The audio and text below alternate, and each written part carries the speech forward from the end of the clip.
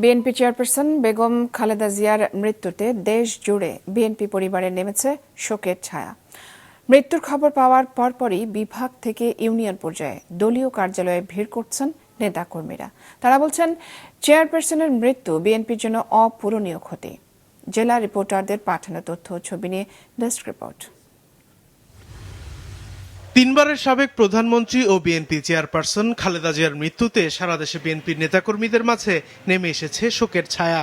সকালে মৃত্যু সংবাদ পেয়েই জেলা থেকে ইউনিয়ন পর্যায়ের নেতাকর্মীরা ভিড় করছেন দলীয় কার্যালয়গুলোতে। শোক কর্মসূচি পালিত হচ্ছে চট্টগ্রামে। খালেদা জিয়ার মৃত্যুর সংবাদে সকাল থেকে চট্টগ্রাম নগরীর নাসিমন ভবন দলীয় কার্যালয়ে আসতে থাকেন শোকার্ত নেতাকর্মীরা। এ সময় বিদেহী আত্মার মাগফিরাতের জন্য দোয়া ও কোরআন খতমের আয়োজন করা হয়। আল্লাহ তাআলা যদি ওনাকে বাঁচিয়ে রাখতেন, সামনে যদি নির্বাচন হতো, 3টা আসনেই উনি কিন্তু জিততেন ইনশাআল্লাহ।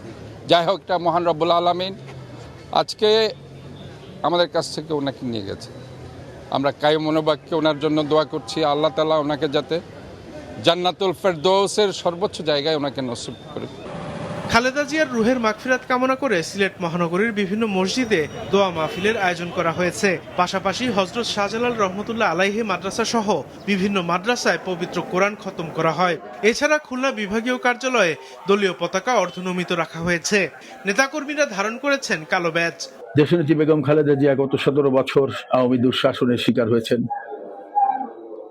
অল্প বয়সে স্বামী হারিয়েছেন, ছোট সন্তানকে নিজের চোখের সামনেই তার মৃত্যু দেখেছেন।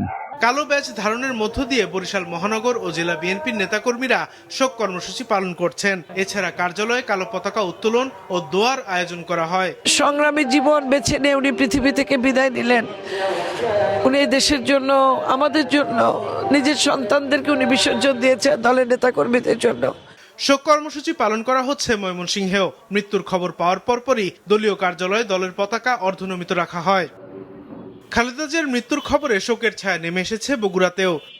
খালেদা জিয়ার পৈতৃক নিবাস ফেনীর ফুলগাজীতেও নেমে এসেছে শোকের ছায়া। ফুলগাজী উপজেলা দলীয় কার্যালয়ে আয়োজন করা হয় পবিত্র কোরআন খতমের। পাশাপাশি অসহায় ও দুস্থদের মাঝে খাবার বিতরণেরও আয়োজন করা হয়েছে। একইভাবে শোক কর্মসূচি পালন করা হচ্ছে রংপুর, যশোর, গোপালগঞ্জ, ভোলা, পটুয়াখালী, রাঙামাটি ও দিনাজপুরের হিলিসহ সারা দেশে। সাদেকুর রহমান সিদ্দিকী, মাছরাঙা, নিউজ ডেস্ক।